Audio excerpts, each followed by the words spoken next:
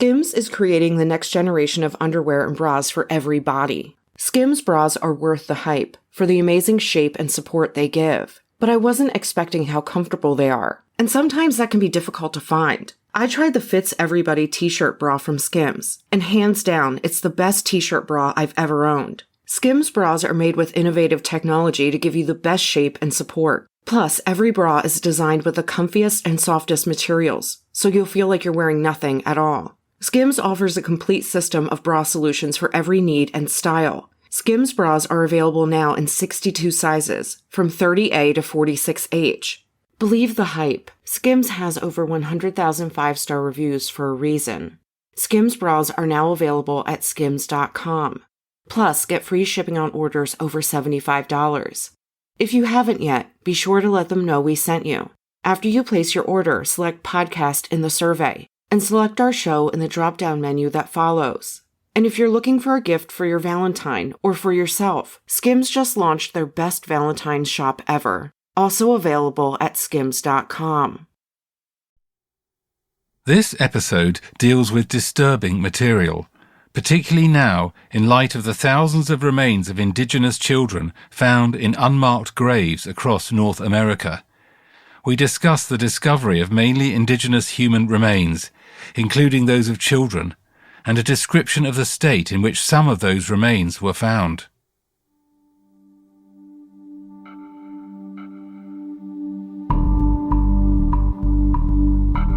Of course, the guy fancied himself an amateur archaeologist, but he was far from that, Grave robber, a ghoul.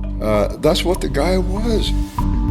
I believe as far as his collecting goes, I think to him it was the challenge of discovering humans' past to preserve it so it's not lost to the ravages of the time. We still have museums, institutions, grave robbers, collectors, auction houses today that do everything they can to keep these items out of the hands of the peoples that they came from. So it is quite ironic, this idea about historic preservation, and that it benefits only the colonizer and the colonizer's institutions. An Indiana man who amassed a vast collection, thousands of items from around the world for over 7 decades, some of it displayed in his locally famous basement museum, some hidden behind closed doors. And among the collection, enough human remains, stolen from mainly indigenous graves, to piece together 500 people.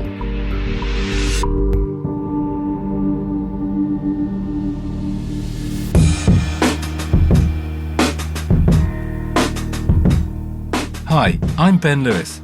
Welcome to Art Bust, Scandalous Stories of the Art World. I've been writing and making films about art for over 20 years. The art world isn't just high culture, big money and creative genius. In this series, we uncover the ugliest crimes, the biggest scandals, and the murky in between. Today, we conclude the story of Don Miller's basement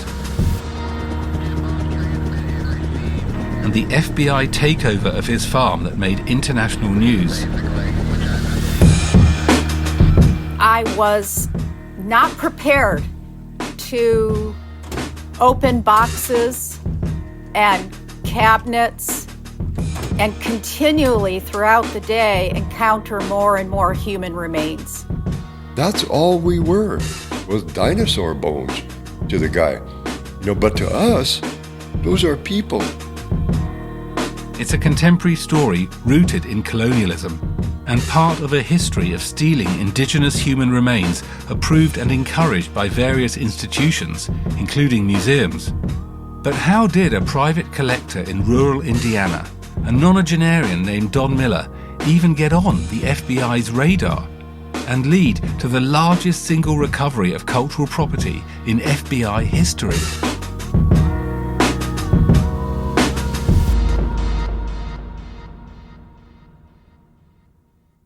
So 2013, I think it was the 28th of October, and I was at home having dinner with my wife and children, and so my supervisor calls me and she says, "Hey, we just got this complaint that came in." Agent Tim Carpenter is the head of the FBI's Art Crime Division, and he's talking about the day he got the biggest tip of his career. A tip that would prove not only a legal minefield, but a moral one too. It alleges this guy, a collector of artifacts, and he's got this really massive collection of Native American stuff. And the tip also alleged that these were all stolen and looted. The tipster initially told us he thought that there were 200,000 pieces in this collection. And that's just stupefying. Like, what kind of a collector would have 200,000 of anything? At first, Carpenter was skeptical. We're always concerned about poison pen, right? A poison pen is just basically where someone alleges a bad act for the mere purpose of getting someone in trouble, and they're just really angry and they want revenge or whatever. But it was when the anonymous tipster mentioned human remains that Carpenter took this potential poison pen seriously. I think that was that pivotal moment, right? That was that moment in your life you don't see coming, and you make a decision that you can't possibly calculate the ramifications of. At this point, no one had any idea that when Carpenter was finally able to open doors this collector wanted kept shut, that he'd confront a horrific reality. And what the repercussions of finally seeing Don Miller's entire collection would be, especially on the mainly indigenous communities called to collect their artifacts and their ancestors.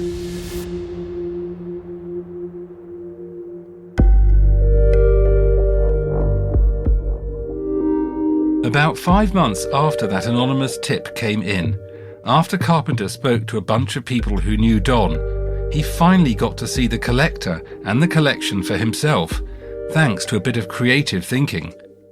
Because Carpenter was in a quandary. He couldn't just walk in without a warrant, and the information he had wasn't enough to get one. As luck would have it, the FBI had been out to see Don Miller years before, on an unrelated matter, something Carpenter says is classified and that he can't talk about. So Carpenter hashed a ruse, the first of two that got him in the door. He asked the agent who went on that previous visit to Don's farm for a favor.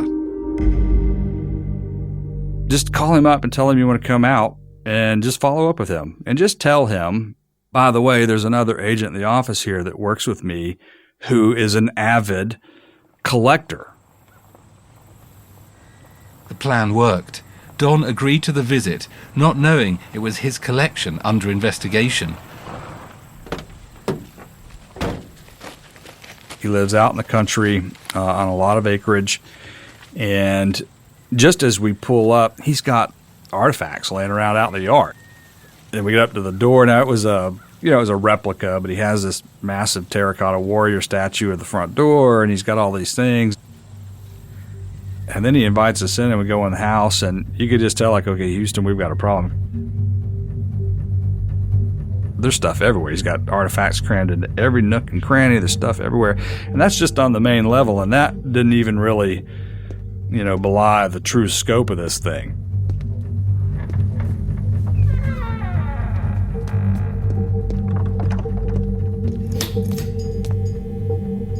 And then Don takes Carpenter down to the basement.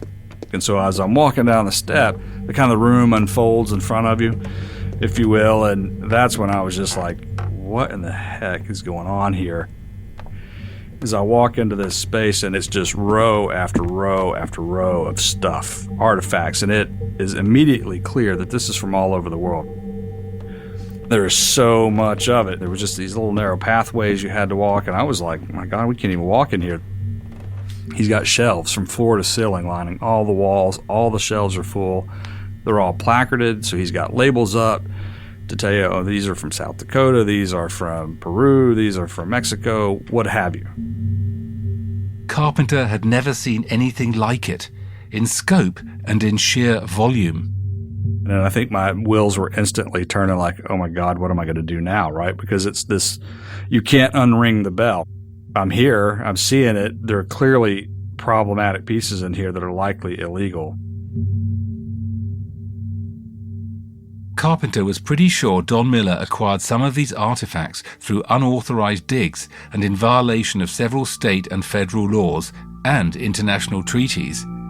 Laws and treaties that clearly say the removal of artifacts and cultural goods from their place and country of origin is illegal.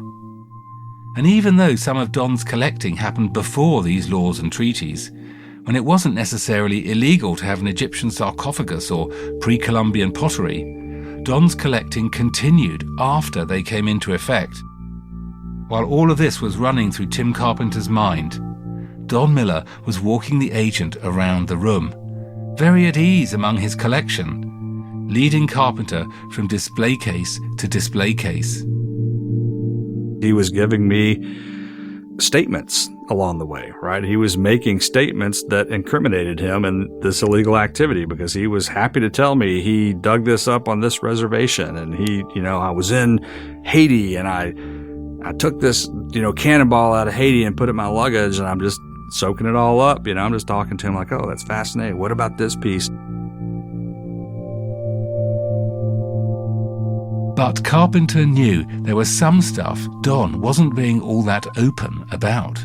One of the interviews I conducted with a family member about how Don had been in New Orleans, he frequented New Orleans and he had been down there after a flood and, this happens in the South, right? Sometimes when the waters rise and caskets will come up out of the ground.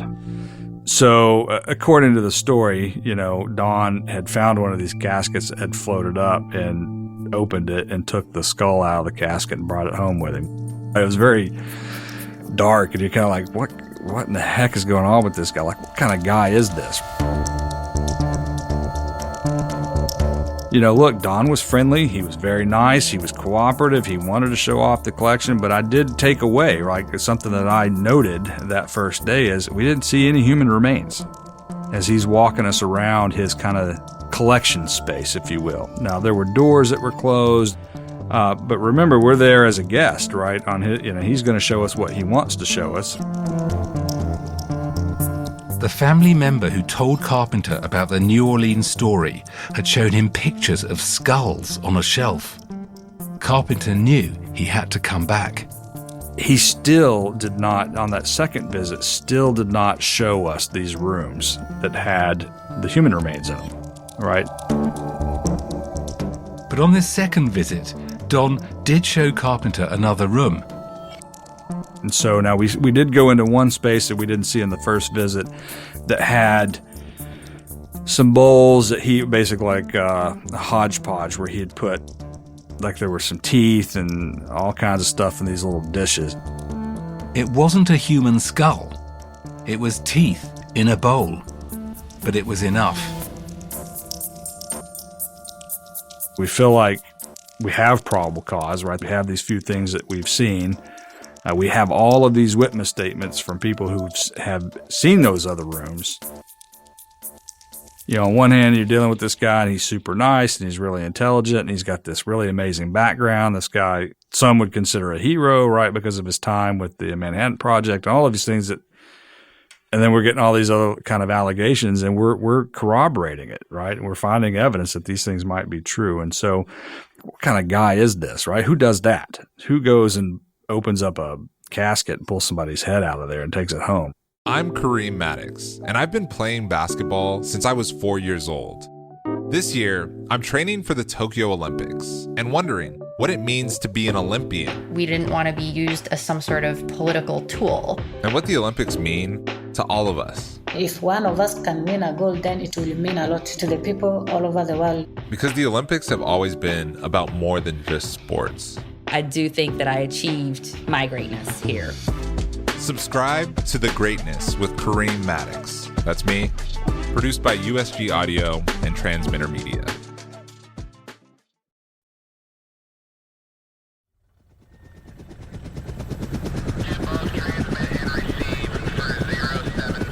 Throughout the 2 weeks, the FBI investigated Don's collection, cataloguing and counting every item. Tim Carpenter says that Don was cooperative, most of the time. He got agitated as he saw us removing all these human remains, and he came to me and asked me, and I'm using his words, this is the way he described. He said, why are you taking all of my Indians? I understand why you're taking all the pots and stuff, but I don't understand why you're taking my Indians. It was just kind of a look at this abject racism, right? Like, that's the only way you could describe that. It was just, I kind of walked away thinking he didn't assign any more moral equivalency to these ancestors than he did the pots. I walked away from him pretty angry, and I said something to him I probably shouldn't have said. Something to the effect of, well, if that's how you feel, you don't mind if I go down to the cemetery and dig up your grandparents and take them home.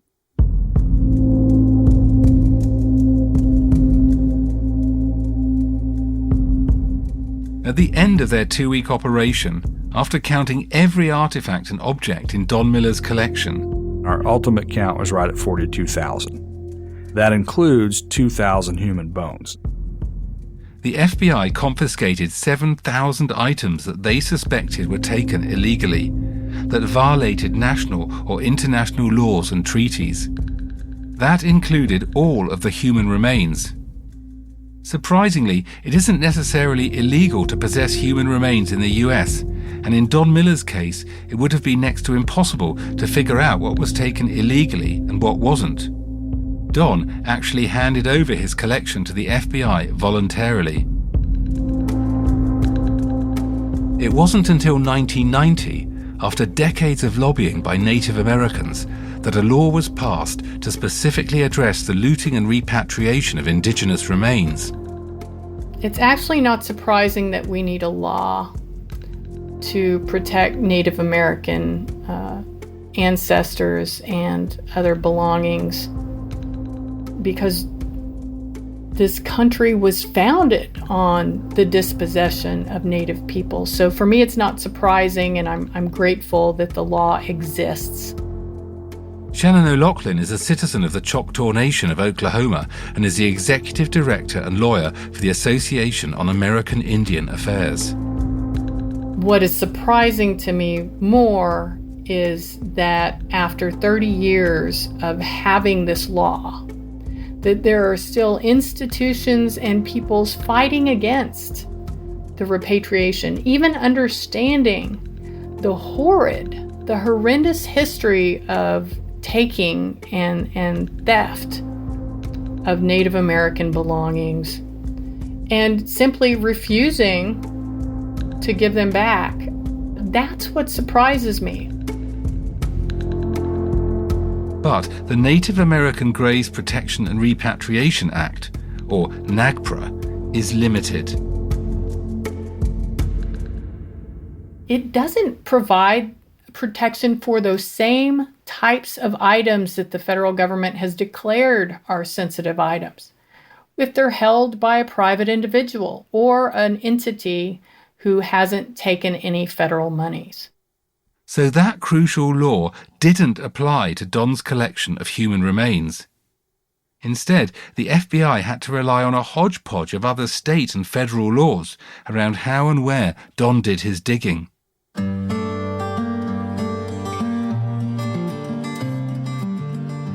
In the end, Don Miller was never charged. In March of 2015, he died, almost a year after the FBI pulled onto his farm and took over a portion of his collection. He was 91 years old. We're not sure what happened to the rest of the 35,000 or so items that the FBI didn't take and that remained on his farm. We reached out to Don's wife, but we never received a reply.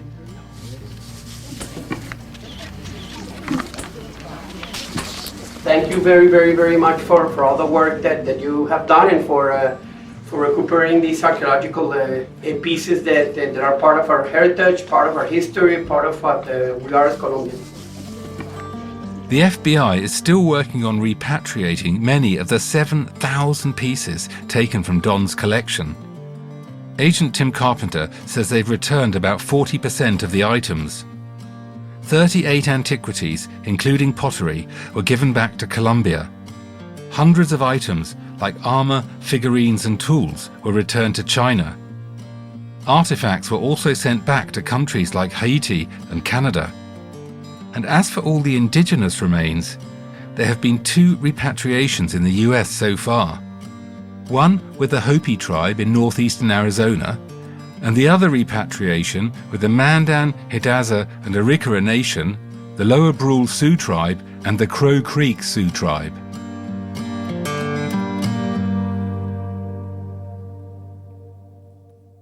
We reburied some of the remains in South Dakota on the Crow Creek Reservation because that's where the guy had gotten them. Pete Coffey Onefeather is a former historic preservation officer for the Mandan, Hidatsa and Arikara Nation. That was on the Crow Creek Reservation. The tribal government there gave an acre of land in their buffalo pasture. Kind of fitting. I liked it, the fact that we reburied these remains with the buffalo back there, and the buffalo can look after them. And then we had ceremonial people, medicine people from the Lakota Nation there. And we also had Arikara and Mandan elders there too. And so after we finished, covering the remains and all of that, we had, ceremonial food and tobacco, and then each tribe respectively offered their prayers for those people. Don Miller and his unconscionable collection is just one example of this problem. It's estimated that around 200,000 Native American remains are still in museums and other institutions in the US alone. And in the hands of private collectors? How many Don Millers are out there? We suspect lots. As the baby boomer generation dies off, right, I think we're going to find a lot of these collections are passed down. And the younger generations, we're seeing it, where folks are like, well, I don't want anything to do with this stuff. And hey, FBI, can you come and tell us what to do with it? The sad reality is that grave robbing and disturbing indigenous remains aren't things of the past. There's still a market for Native American remains and cultural objects.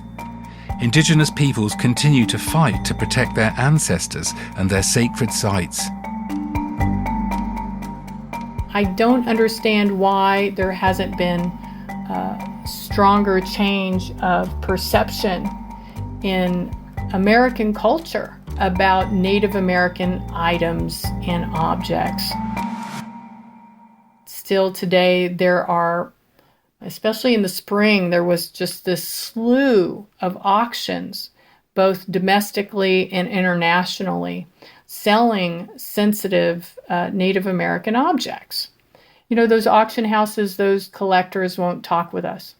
They refuse to. They want the commercial value of those items. As long as there still remains any kind of commercial incentive, they'll continue to be looting and grave robbing.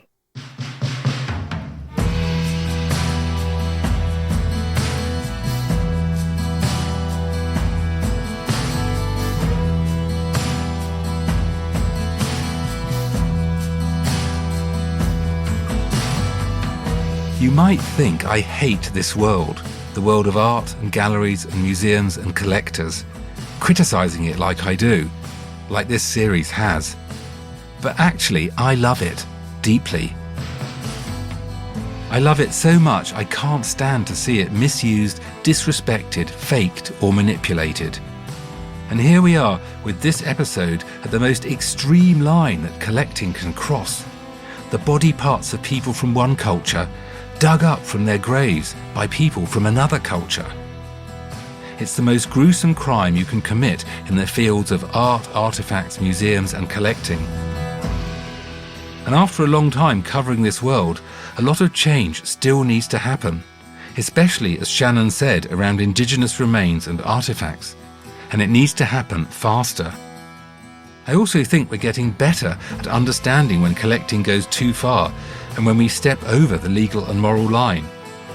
In a lot more cases, we're less likely to say, the past is the past, what's done is done, and more likely to say, it's time to right the many wrongs done in the name of art.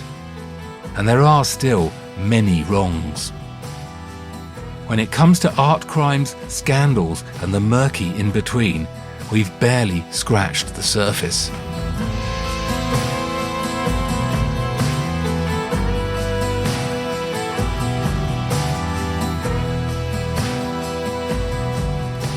This episode was senior produced by Debbie Pacheco. It was produced by Sara Winter and me. Our associate producers are Jacob Lewis and Alexis Green. Mix and sound design by Philip Wilson. Our executive producers are Kathleen Goldhar, Katrina Onstad, Stuart Coxe and Jago Lee. Our USG audio team includes Jessica Grimshaw, Josh Bloch, Jennifer Sears and Daniel Welsh. I'm your host, Ben Lewis. This is an Antica Productions podcast in collaboration with USG Audio. For more information, go to usgaudio.com.